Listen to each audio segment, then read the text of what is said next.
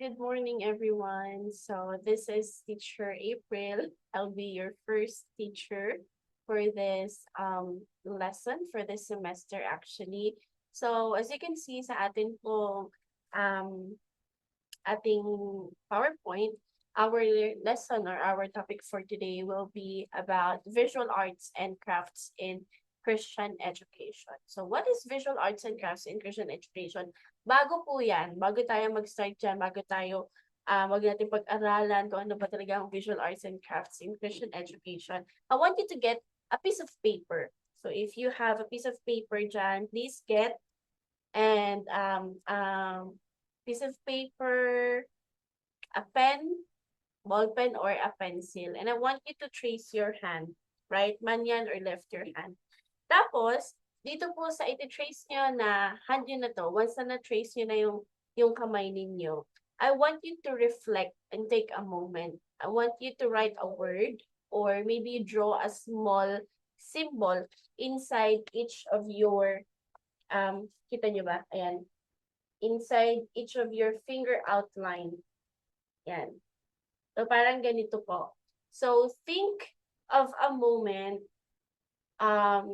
wherein you have created or a time na nag-create kayo or feel like you are creative.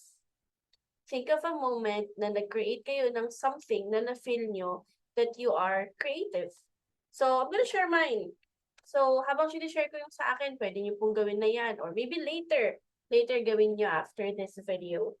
But here's mine. The first one is, every time I cook. I feel creative every time I cook. I love cooking. Sobrang love ko po ng cooking. Pangalawa, every time I bake. So, cooking and baking, those are the times na feeling ko creative ako.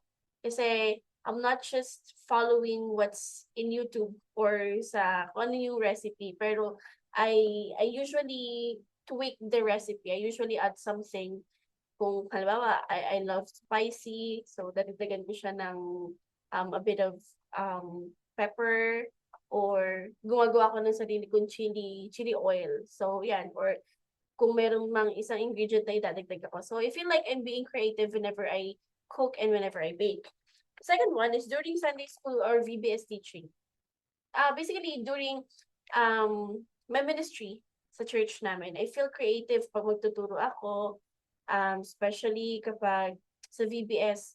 VBS po namin, we are known as those young people kasi marami yung mga young people na tumutulong sa akin during VBS na nagde-design ng stage. And I feel creative also whenever I lead the design sa stage and also sa mga classrooms. And dito naman po sa aking point fingers, nilagay ko dyan, when I had my demo teaching in BBSI. So, that's my first demo teaching before I graduate. Syempre may demo teaching po, di ba, bago tayo graduate. So, feeling ko creative ako nun kasi ang dami kong mga tsetsuburetsu sa board nung time na yun. And then, lastly, whenever I redecorate my room. So, I feel creative kapag nire-redecorate ko tong kwarto ko. Lalagay ako na kung ano-ano dyan. Minsan may posters. Minsan I feel like I want to be minimalist lang. So yun. I feel creative whenever na pinaiikot-ikot ko, maliit lang naman po yung kwarto ko, pinaiikot-ikot ko yung mga gamit ko dito sa bahay. So, that's our creative hand. So, after niyo pong gawin yan, after niyo pong ma-write na yung mga something something about you that you feel or you felt creative, this will serve, tabi niyo po ito because this will serve as a reminder that you are uniquely made in the image of a creative God. And that these hands, itong mga kamay na ito na dinawin ninyo, are tools. Itong mga kamay natin, basically, are tools for expressing our faith and for expressing our creativity. Ito yung mga tools na to para din magamit natin bilang magiging mga creative teachers tayo or creative people tayo, and also yun nga, to express our faith. So, etong ating activity, itong maliit or small activity na to, simpleng activity na to, so you can see, this is one type of a visual art, which is drawing. Diba? Sometimes we also do this, itong mga, tawag dito, tracing of hands, diba, sa ating mga Sunday school, pinapagawa natin siya as craft. So, This will lead us in our topic for today, which is the visual arts and crafts in Christian education.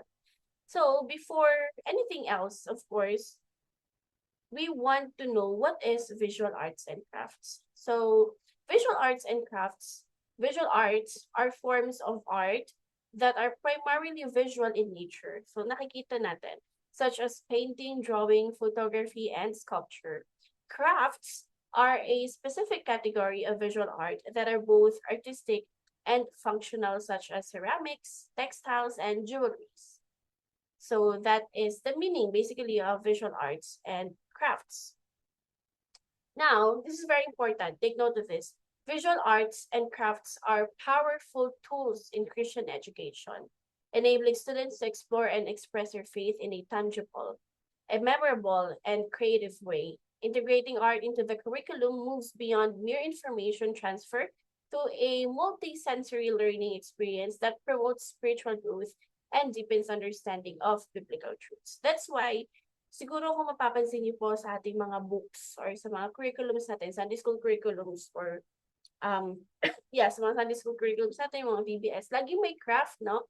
Laging may mga visual aids. And it is, sabi nga dito, it is a powerful tools in Christian education. Not just in Christian education, in education itself actually. Powerful tools po yung mga visual aids natin. Nakakatulong yan para mas gumana yung utak ng mga bata na tinuturuan natin. Mas maging creative sila. So, integrating these arts into our curriculum moves beyond mere information transfer. Hindi lang sila nakikinig, pero nakikita pa nila and maaari po nilang gawin yon sa kanilang mga schools or sa mga classrooms. Yan. Now, we will look into the benefits of visual arts and crafts in Christian education. So, ano ba yung mga benefits ng visual arts and crafts in Christian education? Number one, tandaan po natin to. Number one, it enhances memory and understanding. So, crafts help visualize Bible stories and principles, which aids memory retention, especially for younger learners.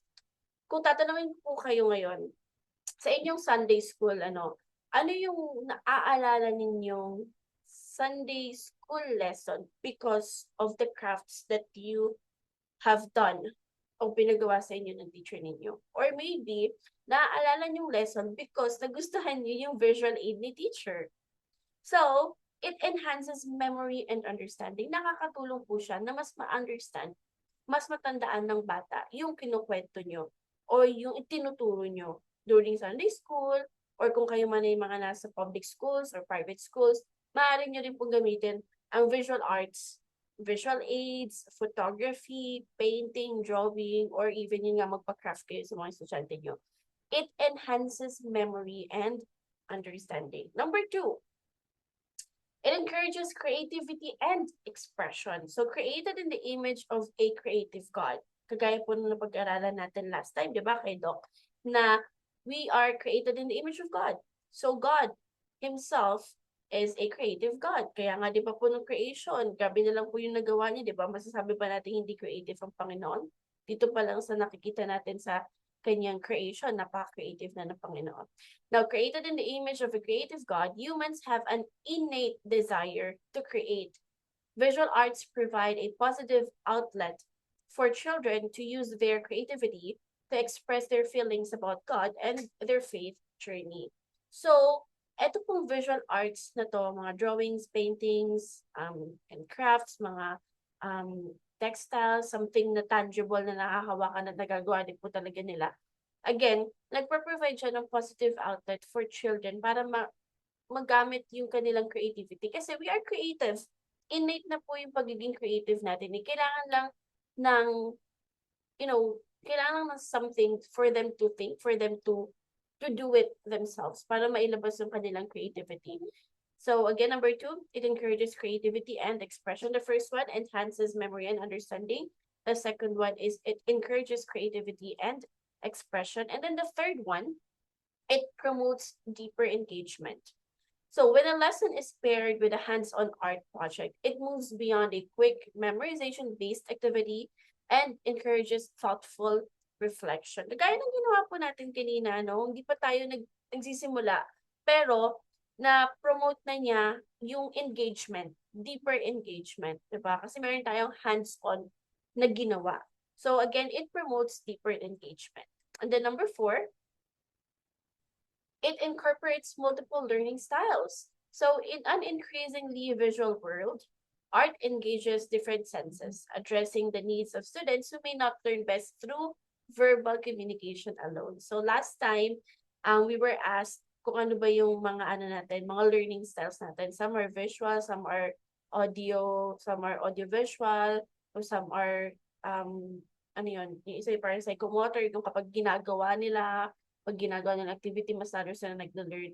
So, yun na mismo yung benefit ng visual art and crafts. Nag-incorporate siya ng multiple learning styles. Hindi lang siya pang ano, kung halimbawa yung estudyante, yun nga, mas naglo-learn siya through visual. Eh di ba, gamit na gamit to.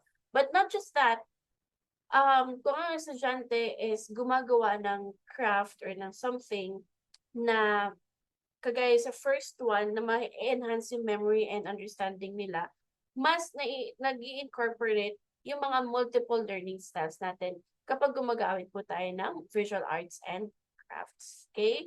So it enhances memory and understanding. It encourages creativity and expression. It promotes deeper engagement. And then it incorporates multiple learning styles. The fifth one is it fosters community. Now, group art projects like murals or quilts can foster teamwork and social interaction among students as they collaborate on shared faith expression.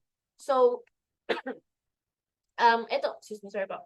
So, kapag meron tayong mga group projects, di ba? Di ba naranasan po natin yan during our high school, college, lalong-lalo na ng college, no? Na nagkakaroon tayo ng mga group activities, mga teamwork, mga ganyan, and social interaction. Sabi dito, group art projects like murals can foster teamwork. So if we assign students, maybe 3, 4, 5 students in a project wherein gagawa sila ng something, mag-foster siya ng teamwork, social interaction. So nakakatulong din yung paggawa ng visual art and crafts to promote yung ating social interaction to, of course, to other people. Right? And kung sa in Christian education naman, of course, sabi dito, social interaction among students as they collaborate on a shared faith expression. So if you assign certain people to do an activity wherein they will share their or express their faith or yung mga story nila, yung mga lives nila. So, yun nga, nagpo-foster po siya ng teamwork. So, maganda rin po na magamit natin yung visual arts and crafts to foster social interaction so that they may be able to share their faith to other people as well. And then, number 6, it connects to Christian tradition. So for centuries, the church has used visual art, from stained glass to mosaics to teach biblical narratives to believers, many of whom were illiterate. Incorporating art continues this rich tradition of using visuals to communicate faith. Now, from the Old Testament pa lang po, even kapag nanonood tayo ng mga tawag dito, mga movies about the Old Testament or yung mga lumang panahon, paano sila nakikipag-communicate. Nakita natin, di ba po, yung mga drawings sa walls. So, doon pa lang may art na. Di ba? It connects to Christian tradition. Doing art and crafts, nako-connect niya tayo sa Christian tradition. Not just Christian tradition itself. Kahit yung ilabas natin sa context ng Christianity, mako-connect pa rin siya sa tradition. And then, ipasok natin siya in the context of Christianity, of course, mako-connect pa rin siya sa tradition. So, di ba, before, makikita natin yung mga, kahit sa Catholics, di ba, makikita natin yung mga simbahan nila, may mga stained glasses, may mga mosaics, ganyan. And incorporating art continues this rich tradition of using visuals to communicate faith. So, just like what they're doing in the Old Testament or sa lumang-lumang panahon, wherein they use art para maki-communicate to other people, especially mga tao na illiterate, mga walang pinag-aralan kumbaga, or hindi nagkaroon ng chance na makapag-aral. So, nagagamit tong art na to para mai-communicate sa kanila yung faith, mai-communicate sa kanila yung salita ng Panginoon. So, we can also do this in our Christian context or kahit sa labas, kahit sa inyo pong pagtuturo, ano. So, yun, the first one, again, it enhances memory and understanding. Second one, encourages creativity and expression. Now, the third one, it promotes deeper engagement. Fourth one, incorporates multiple learning styles.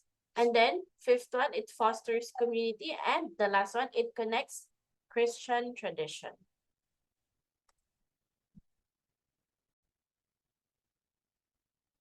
All right, so let's move on to utilizing visual arts to engage learners. Now, dito natin makikita how can we utilize visual arts so that we are able to engage learners. The first one is drawing and painting. Like what we did earlier. So, nag-draw tayo, di ba?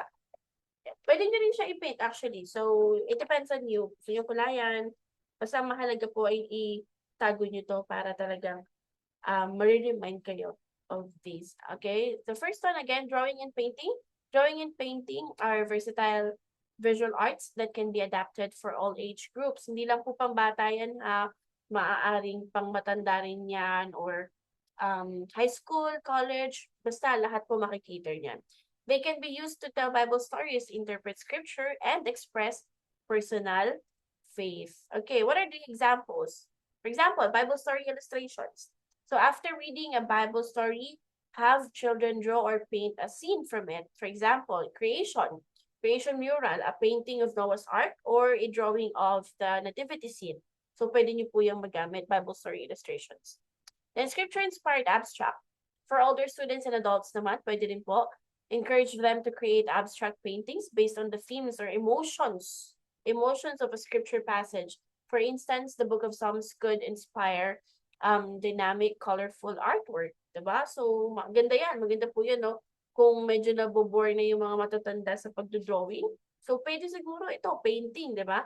Scripture-inspired abstract art. Maaari din po yan. Kasi it will be based on your emotion nung binasa mo yung text na to or yung scripture na to. Right? Ang ganda lang. And then, we also have Bible art journaling. Kung mahilig kayo mag-journal, diba? Now, this practice involves combining the study of scripture with visual creativity in a journal. Participants can write out a verse in artistic lettering, doodle, or paint a scene inspired by the passage. So, maganda rin po to if you are creative, magaling kayong mag-lettering, magaling kayong mag-journal. Yan si Rhea, magaling yan siya mag-lettering. Si Teacher Ai din, magaling yan. So, pwede niyo po yung gamitin. Pwede niyo siyang gamitin kapag nagtuturo kayo, papakita niyo sa mga bata, and then afterwards, paggawa niyo rin sa kanila. Pwede po yun. And then we also have sculpture and three-dimensional art. So these projects are hands-on and can result in tangible, meaningful objects. So these are crafts naman na po, no? Prayer jars, halimbawa. So individuals can decorate a jar and fill it with slips of paper for their written prayers. This creates a concrete symbol of bringing concerns to God. So you can also use that. Paper mache projects create three-dimensional models related to Bible stories such as Jonah and the great fish, or the fish and loaves miracle. And then we also have two-sided crosses. Use wood to create crosses and paint them to reflect the seasons of the liturgical calendar. For example, one side could be a dark color for Lent and the other bright side for Easter, which can be turned around at the appropriate time. So ito po yung mga halimbawa ng mga sculpture and three-dimensional art that you can use to teach children, and then kagaya nga po sinabi ko, maaari nyo rin po siyang ipagawa sa mga bata as their craft. Okay, so we have drawing and painting, we have sculpture and three-dimensional. Now, creating meaningful crafts with biblical themes naman po. Kanina, utilizing visual arts to engage learners. Now, ito naman, creating meaningful crafts with biblical themes.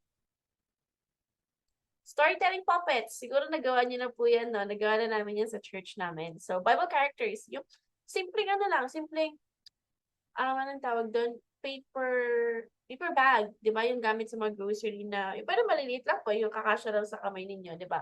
So, Bible characters. Pwede niyo siyang drawingan, kahit nga ano, mag-print na lang po kayo tapos ilagay niyo dun yung face. Pero maganda po kung talagang drawing niyo or ika-color niyo or ipipaintin niyo. Create stick or paper bag puppets of significant Bible figures like Noah, Daniel, or Jonah to help children reenact and remember the stories. And then Jonah and the fish. Use a paper plate to construct a large fish with an opening for a smaller puppet of Jonah to go in and out of its mouth. Ang ganda ng mga ganong mga idea na very creative. So, pwede natin gamitin po itong mga storytelling puppets na to sa ating pagtuturo. Then, crafts for biblical concepts. Halimbawa, ito, fruit of the spirit craft. Ito yung concept, diba? Create or theme, halimbawa, create a spinning wheel or a paper tree with the fruits of the spirit on each leaf to remind children of the biblical concepts from Galatians 5:22 to 23. And then we also have new creation, butterfly. This craft can illustrate the concept of new life in Christ. Children can create a caterpillar that transforms into a butterfly made from folded paper or craft sticks.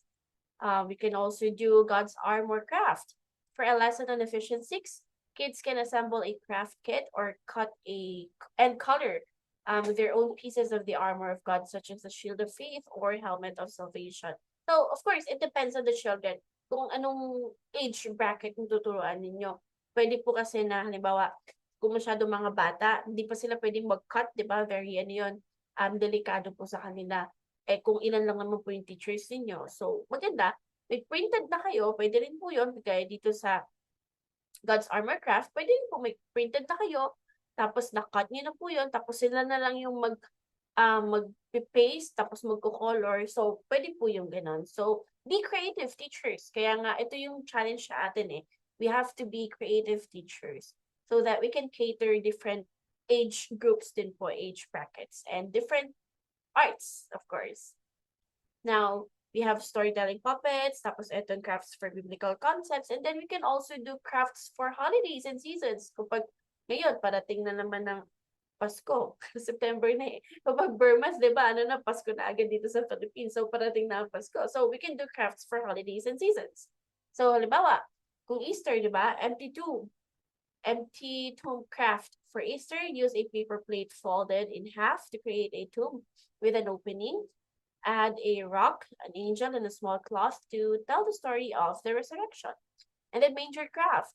A nativity scene can be crafted by cutting and coloring a printable template and using a small envelope to represent the manger for baby Jesus. And then we also have stained glass cross. Simple and beautiful project for Easter involves covering a cross cut out on wax paper with colorful tissue paper squares, and diluted glue. When dry, hang it in a window to catch the light. So, very creative po ito. No? Actually, hindi naman po kinakailangan na talagang pag-iisipan nyo from scratch, diba? So, ang dami na po diyang pwede nating i-search sa internet. And we can just tweak a little, pwede natin palitan ng konti, palitan ng ganito. Parang sa cooking, pwede natin palitan ng ingredients, diba? Ito naman, pwede natin palitan ng mga materials, right? So, it depends on you. So, talagang lalabas yung creativity nyo. And that's the challenge nga sa atin, diba? To be creative. And then, kagaya na sabi ko kanina, of course, we will be also tackling about specific age groups. Ano ba yung mga tamang mga arts and crafts sa mga specific age groups na ito? For the Sunday schoolers or mga preschool to elementary, for younger children, crafts should be simple, tactile, and directly related to the week's lesson to help them engage with and remember Bible stories and concepts. So mga craft ideas, fingerprint bee pictures. After a lesson on God as the master creator, children can dip their fingers in paint to create bees and then draw stripes and wings. This connects to the idea that God created all creatures, including honeybees. So, actually, pag mga ganito, pag yung mga nadudumihan yung mga bata, mas nag-enjoy sila eh.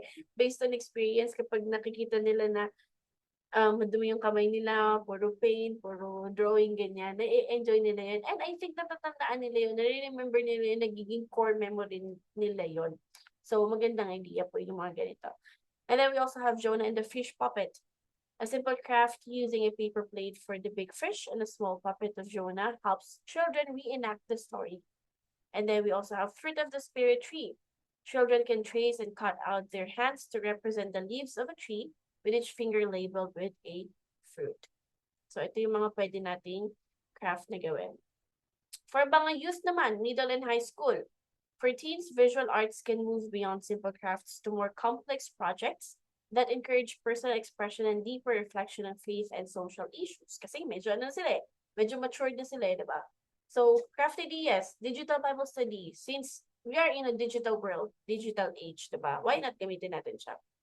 Using phones or laptops, teens can create visual presentations, short videos, or digital art based on a Bible passage. This meets them where they are and encourages creative interpretation. We also have scripture art journaling.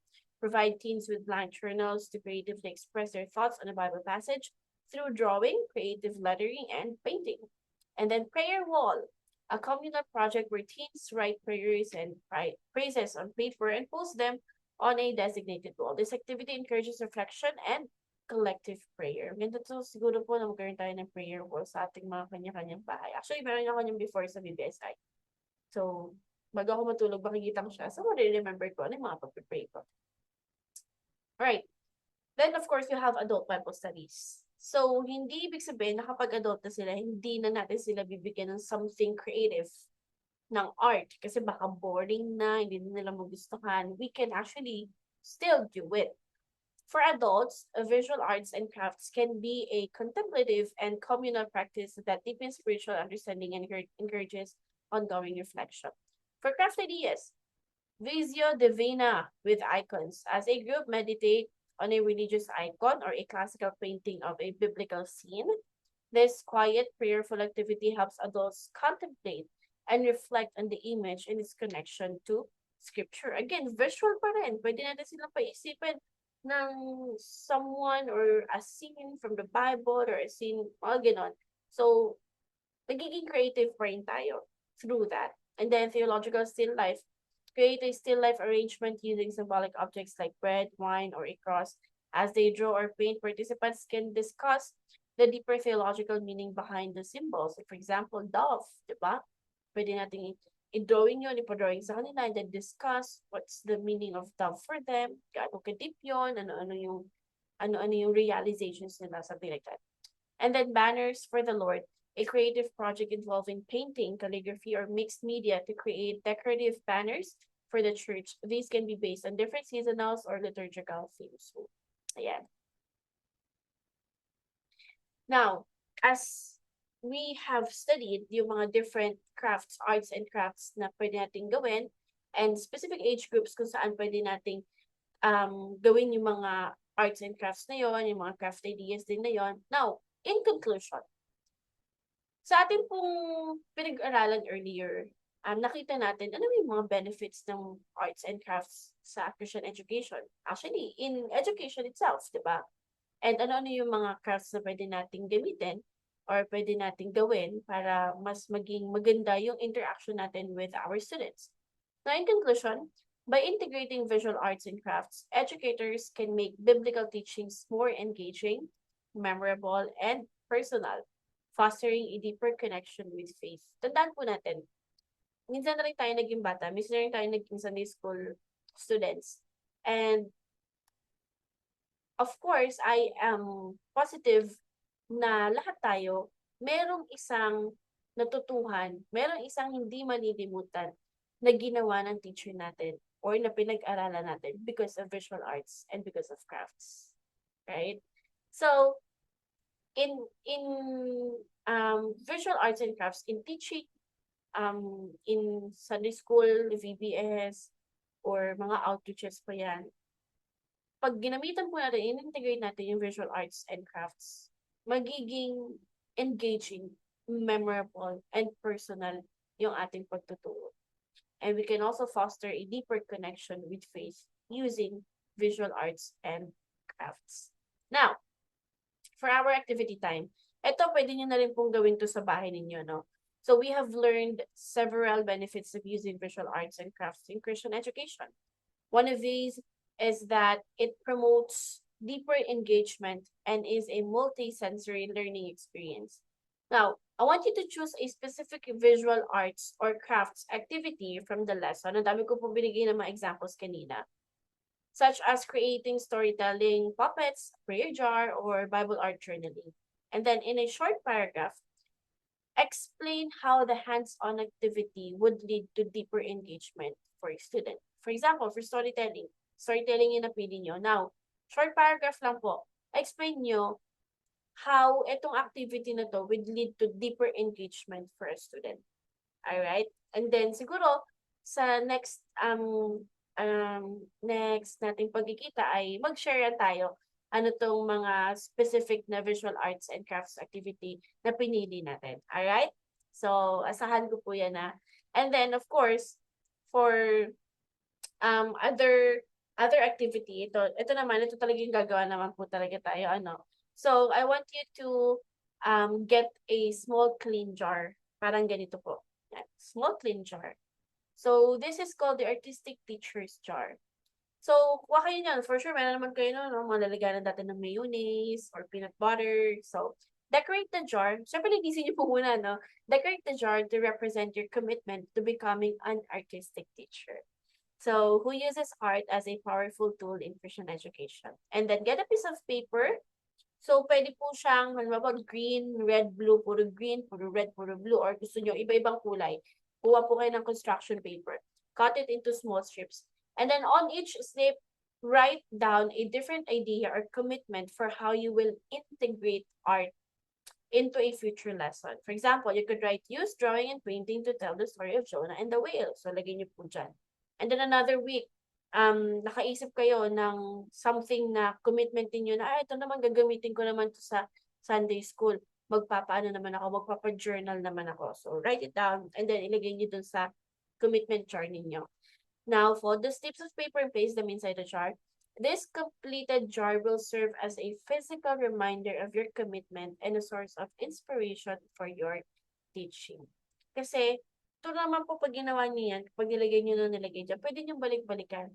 Diba? Kasi Bible stories naman yung tinuturo natin sa mga estudyante natin. Pwede niyong balik-balikan, pwede niyong ulit-ulitin for different atake. Iba-ibang atake naman. So, pwede po yung gawin niyo. So, siguro this artistic jar, again, will be your commitment to become an artistic teacher. The artistic teacher's jar. And then for this one naman po, I'm going to give you, pag nakita-kita po tayo sa 27, I think, kailan ba yung last Saturday? Yeah, 27, September 27. I'm going to give you a scripture art card. So, in the scripture art card, meron po siyang isang symbol. Isang drawing, or maybe an artwork na nakalagay dyan. Tapos dyan sa artwork na yan, ewan ko kung nakikita nyo, zoom natin ng konti. Yan. In every artwork, may nakalagay po dyan. Babasahin ko. Sabi dito, this card is a reminder of how powerful visual arts and crafts can be in a Christian education. It helps us to explore and express our faith in a tangible and memorable way. Take this art home and place it somewhere you will see it often. When you look at it, think about this question. What is one biblical truth that you would like to express through your own art or creativity in the coming week? So this is like a reminder, a powerful card na magre-remind sa inyo. Magre-remind sa inyo and natanungin yung sarili nyo, ano ba yung isang biblical truth na gusto mong i-express through your own art or creativity in the coming week? Hindi lang siya for Sunday school, but in your life, sa buhay ninyo. What is one biblical truth that you would like to express through your own art or creativity in the coming week? So, I'll be giving you this card. Maliit lang po ito, siguro mga ganito lang siya. And then, ilagay niyo siya somewhere na lagi niyo makikita. Siguro, gagawin ko siyang parang photo card so that you can also place it sa likod ng phones ninyo para every time na makikita yung phone ninyo, ma-remind kayo. And maaalala nyo, ano ba tong card na to? What is one thing, one biblical truth that you would like to express next week or for that week? Okay? So, ayun lamang po. Maraming salamat and I hope that we can be artistic teachers that we can use visual arts and crafts sa ating mga pagtuturo. Not just in Sunday school, not just in Christian education, but wherever you are. Kasi yun po yung mission field natin. Kung nasa man tayo, yun yung mission field natin. Thank you so much po. Have a great day. Bye!